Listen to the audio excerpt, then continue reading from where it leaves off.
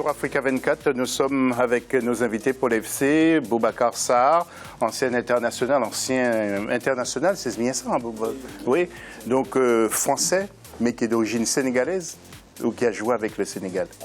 Avec le Sénégal, oui. Pourquoi je vous vois plus français? Je confonds avec votre fils. Donc Boubacar Sarr, ancien milieu de terrain du Paris Saint-Germain, je peux vous dire eh bien, qu'il nous a fait vivre des moments extraordinaires avec Marseille également. Il y a Morley Sylla qui est avec nous également, ancien pro de la Guinée, et puis Sami Mochtavi, notre éditorialiste. La question de l'FC, nos techniciens ont-ils besoin d'être mieux formés? Vos messages sur fc@africa24tv.com ou nos réseaux sociaux. Les joueurs binationaux font débat. Quelle solution? C'est le dossier de l'FC.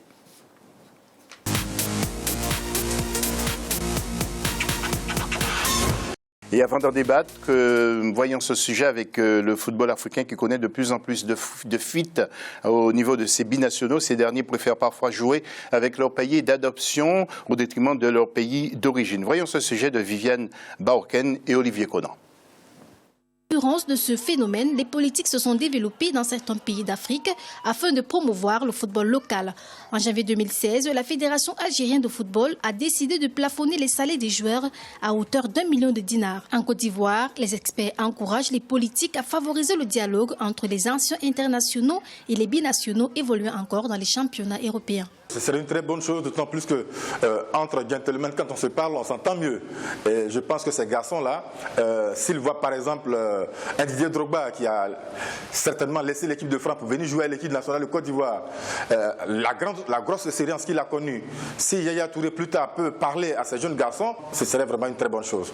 Ce sont ces choses-là qu'il faut encourager, leur montrer ce qu'ils gagnent en venant en équipe nationale de Côte d'Ivoire, leur montrer ce qu'ils obtiennent en venant en équipe nationale de Côte d'Ivoire. Ici, ce n'est pas l'argent, ici c'est l'amour du drapeau. Il faut qu'on leur explique cela. Aujourd'hui, même si la question des binationaux en sélection nationale africaine se pose avec acuité, les spécialistes s'accordent sur la mise en place de meilleures plateformes pouvant permettre de former des joueurs en Afrique. C'est d'ailleurs dans cet élan que le président Paul Biya a créé par décret le 28 avril 2016 une académie de football à Yaoundé. Cette académie aura pour mission la détection, la formation et l'encadrement des jeunes footballeurs. Et voilà, alors il y a beaucoup de pays qui profitent justement de ces joueurs qui sont formés en Europe. Nous allons voir sur le tableau, par exemple, au classement des éliminatoires de la CAN 2017 au Gabon, certains pays comme la Tunisie. Mais la Tunisie ne profite pas beaucoup, hein. Il n'y a pas beaucoup de joueurs qui sont formés, hein, Sarr Boubacar, ici. Non, il n'y en a pas beaucoup parce que souvent les joueurs tunisiens ils partent tard de la Tunisie. Donc c'est pour cela qu'il n'y a pas beaucoup de binationaux au niveau de la Tunisie. Il y en a quelques garçons qui sont nés ici, qui sont là, mais pratiquement le reste, ils ont déjà beaucoup joué en Tunisie avant d'arriver en France. Oui. Un deuxième tableau avec d'autres pays que nous allons voir et que nous allons commenter ensemble. Exemple, Mali. Qu'est-ce que savez-vous, pas Mohamed, mais Sami, il n'y a pas beaucoup de Maliens non plus hein, qui portent les couleurs de...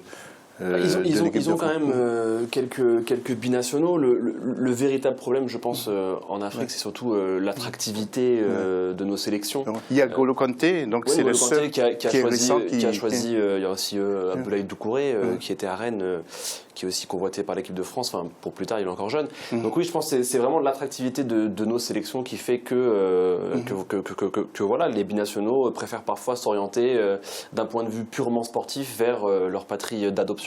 Même si, en toute logique, c'est la plupart du temps là où ils ont fait aussi leur formation, là où ils sont nés.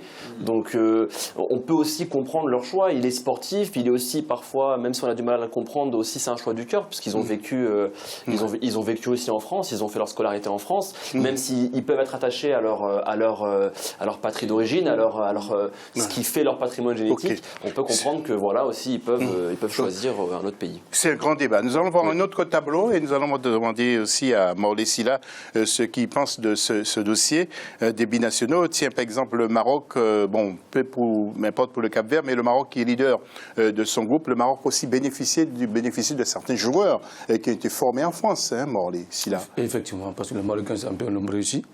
Et même le Cap-Vert, aujourd'hui, dans notre temps, on battait le Cap-Vert 5-6-0. Aujourd'hui, moi, je pense qu'ils se sont rabattus sur les binationaux qui sont qu'on appelle ça au Portugal. Donc il y a beaucoup de joueurs capverdiens, par exemple, qui sont au Portugal, qui viennent du Portugal, qui ne viennent pas du Cap-Vert. Exactement. Voilà, moi je pense que nous les Africains, on doit comprendre quelque chose.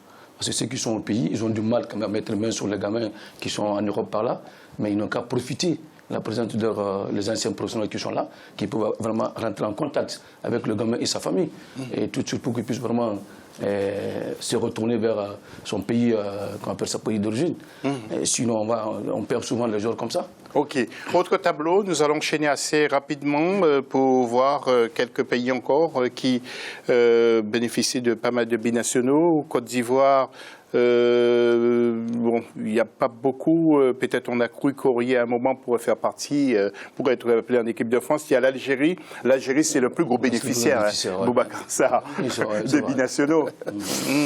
Ah, bien sûr, parce qu'il y a un travail qui est fait un petit peu derrière ces binationaux. Bon, les dirigeants algériens, très tôt, contactent ces binationaux, contactent leurs familles, les amènent souvent au pays pendant les vacances pour leur permettre de faire des tournois, pour leur permettre de faire des matchs. Donc ça leur permet aussi de faire connaissance avec le pays, avec les dirigeants du pays. Donc c'est pour cela il y a pas mal d'Algériens qui retournent jouer pour leur pays. Nous allons voir quelques images de joueurs, s'il vous plaît, avec les Adil Rami, les Younes Kaboul, les Golo Kanté également, donc les Fekir, les Hatem Ben Arfa, les Samir Nasri, les Benzema, les Matuidi, les Mangala, les Lamandanda, vous vous rendez compte, les Khedira, les Boateng pour l'Allemagne, pour la Belgique, les Fellaini, etc., etc. Maintenant, je vous propose d'écouter une experte en droit qui nous parle des règles de la FIFA, les règles qui s'imposent. C'est Joël Montlouis. Écoutez ces précisions. Concernant la règle des binationaux, c'est un petit peu compliqué. C'est la nationalité du joueur qui va lui permettre ensuite d'être qualifié et ensuite éventuellement convoqué en équipe nationale. Donc le principe concernant ces différentes règles sont indiqués au règlement d'application des statuts FIFA à l'article 5 qui prévoit en son premier alinéa que tout joueur possédant à titre permanent la nationalité d'un pays, premier critère, et deuxième critère, ne dépendant pas d'un lieu de résidence dans un pays donné, est qualifié pour jouer dans les équipes représentatives, c'est-à-dire les équipes nationales. Donc ça, c'est le premier élément. Le deuxième élément du principe, c'est qu'on considère que tout joueur qui a déjà pris part à un match international d'une compétition officielle de quelque catégorie que ce soit, ne peut plus, en théorie, être aligné en match international pour un autre membre. Cependant, il existe des exceptions, donc que l'on retrouve à l'article 8 et qui englobe notamment la problématique des joueurs qui possèdent plusieurs nationalités. Dans ce cas de figure, un tel joueur a la possibilité, mais une seule fois, d'obtenir le droit de jouer en match international pour une autre association dont il a la nationalité. Cependant, la FIFA encadre et conditionne particulièrement ce changement d'association. Il faut que le joueur n'ait pas encore disputé de match international A, intégralement ou partiellement, donc dans le cadre d'une compétition officielle, et qu'il faut qu'il soit déjà au bénéfice de la nationalité qu'il souhaite désormais représenter. Donc tout ça pour éviter de se retrouver avec les fameuses problématiques de naturalisation de masse face auxquelles la FIFA a été confrontée, notamment dans les années 2000. Voilà, avant de mettre un terme à cette deuxième partie d'émission, nous allons remercier Sarr Boubacar. C'était pour moi le Thiago Motta du Paris Saint-Germain. Les Verratti n'avaient rien à voir à l'époque. Alors, vous étiez un joueur de talent, avec une conduite de balle impeccable, grand technicien. Puis je voudrais quand même que vous nous parliez aussi de votre fiston, Mouhamadou Nabissar, qui a été formé au Paris Saint-Germain, qui a été à Lyon, qui est au Sporting et maintenant qui est en Angleterre. Ça va pour lui? Comment voyez-vous son avenir? Ça va, il apprend le métier, il est encore jeune, donc il a été formé, comme vous l'avez dit, à Lyon. Après, il est parti au Portugal, au Sporting, avec une petite expérience. Maintenant, il est en deuxième division en Angleterre. À Charlton. À Charlton, voilà. Donc, il apprend le métier étape par étape. Bon, il commence à apprendre un petit peu de l'âge. Il va avoir 23 ans, donc il va emmagasiner un petit peu d'expérience et j'espère qu'il va avoir l'opportunité de s'imposer, voilà, quelque part. Qu'est-ce qui faisait votre force, Boubacar? Vous étiez un grand technicien? Oui, bon, parce que nous, avant de quitter l'Afrique quand même, on avait des très très bons éducateurs qui nous formaient, donc on ne brûlait pas les étapes, on passait par les étapes qu'il fallait, donc techniquement, on était très bien formés. Et vous êtes arrivé à quel âge au Paris Saint-Germain? Au Paris Saint-Germain, à l'âge de 25 ans, 26 ans, j'étais d'abord à Toulon et après Marseille, après je suis venu au Paris Saint-Germain. C'est Francis Borrelli qui vous a fait venir? Voilà, qui m'a fait venir au Paris Saint-Germain. Un grand joueur, avec les Moustapha Daleb.